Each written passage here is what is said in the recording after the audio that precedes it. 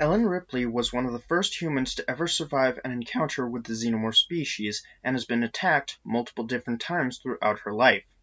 She fought against her first xenomorph in 2122 when she was trucking over 20 million tons of mineral ore back to Earth on the commercial towing vehicle known as the Nostromo.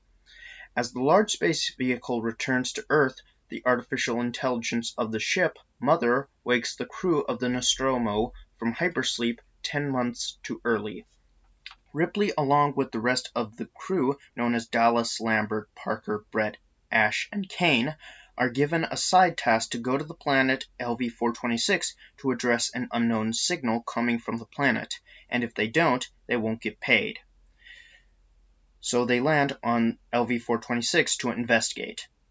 Dallas, Lambert, and Kane go outside to investigate, while Parker and Brett take care of a few repairs for the ship, which sustained some damage during their land.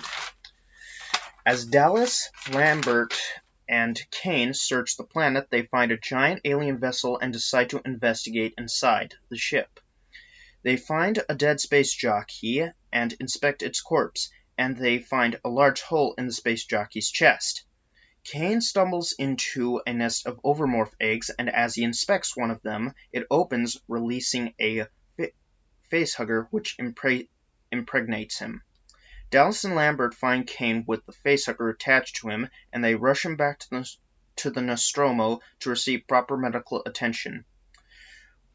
When they try removing the facehugger by cutting into one of its legs, they discover that its blood is acidic, so they leave it alone.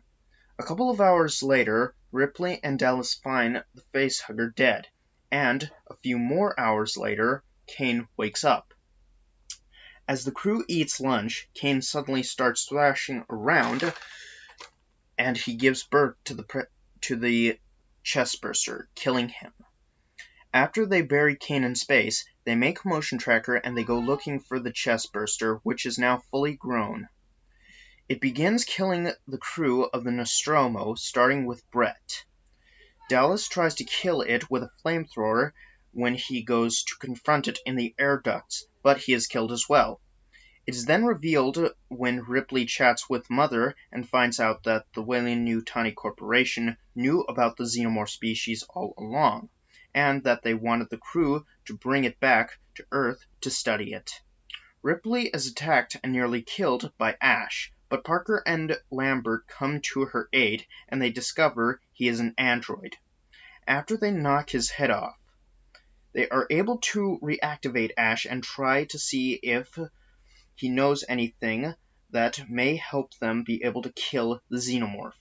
He goes into a long speech about the alien species and its common traits and characteristics, saying that it is the perfect organism and that its perfection is matched only by its hostility. But none of this information is useful to the crew, however, so they kill him. As Ripley, Parker, and Lambert prepare an escape pod for travel, Parker and Lambert are encountered by the xenomorph and it kills them. Ripley attempts to kill the xenomorph by setting the Nostromo to self-destruct and escapes in the escape pod. As she readies herself for hypersleep, she finds the xenomorph stowed away, but she is able to blow it out of the escape pod into space and leaves a message saying that she was the only survivor of the Nostromo before she goes into hypersleep. 57 years later, she was discovered and returned back to Earth. She tells the Weyland-Yutani Corporation about the xenomorph, but they don't believe her, and are upset that their $42 million freighter was destroyed. Ripley then learns that during the 57 years she has been asleep, the Weyland-Yutani Corporation has built a colony on LV-426 with over 70 families on it. The corporation then loses contact with the colony. One of the Weyland-Yutani executives, known as Burke, says that the colony has probably been attacked by the xenomorphs, and asks Ripley if she will be a consultant with the Colonial Marines to provide useful information, and if she does this, she will get her old job back. Ripley is neglected at first, but she constantly experiences nightmares about the xenomorphs, so she agrees, under the condition that they kill them, not bring them back or study them, which they agree upon. Ripley is then introduced to Hicks, Hudson, Vasquez, and Lieutenant Gorman, and their science officer android, Bishop. When Ripley and the Marines, including Burke, land, they proceed inside the colony, and they find out that the colonists are missing and discover signs of xenomorphs in the colony. They continue searching through the colony, and inside the labs, they discover 2 live facehuggers. They continue searching, and they find a survivor known as Newt. They ask Newt what happened, and she explains that they were attacked and killed by the xenomorphs. They find the colonists' signals in one area of the colony where the Colonial Marines go to investigate. Once there, they witness a surviving colonist give birth to a chestburster. The Marines are then attacked by the xenomorphs. Ripley is able to save Hicks, Hudson, and Vasquez. They retreat outside to call for a dropship to rescue them, but it is sabotaged by a stowaway xenomorph. The group tries their best to survive using all their resources wisely and conserving on ammunition. Ripley finds out that Burke wanted to bring a xenomorph back to study it, and if he did, he would receive a large sum of money for it. Ripley and Newt are then attacked by 2 facehuggers they found in the lab, which Burke released and locked the door on them. Ripley is able to notify the others of their problem, and they come to her aid. After they are saved, Ripley explains Burke's plan to bring the xenomorphs back to study them. The xenos then attack the group, and they fall back. Burke locks them out and attempts to escape, but he is killed by a xenomorph. As the group breaks through the door and continues falling back, Hudson, Vasquez, and Gorman are killed as Hicks, Newt, and Ripley continue their way back to the launch pad, where Bishop remotely called a dropship to the area.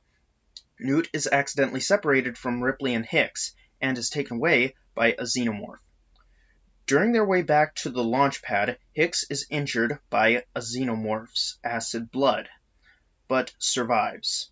Ripley then goes back to rescue Newt and discovers a xenomorph queen. She is able to destroy the hive, but they are then chased by the queen to the launch pad, where they are rescued by Bishop. The colony then explodes after the Colonial Marines accidentally shot and damaged the atmospheric generator earlier when they tried saving the colonists. Ripley and the others then make their way back to the Sulaco, where they find out that the Queen secretly stowed away. The Queen then impales and tears Bishop in half. Ripley then retreats to arm herself with a power loader exosuit and fights the Queen. She is able to remotely open the airlock unit in the floor and jettison the Queen into space. Ripley, Newt, Bishop, and Hicks are then put into hypersleep, while the Sulaco, which is on autopilot, returns to Earth. And that was the first half of the Alien storyline starring Ripley. Now, I'm not going to give my thoughts on Ripley's character since there is still Alien 3 and Resurrection to go through. Also, I will go into the game Aliens Colonial Marines, which is part of the Alien universe, which I will go over in the future. Thank you all for watching. I've been KJohn147, and remember,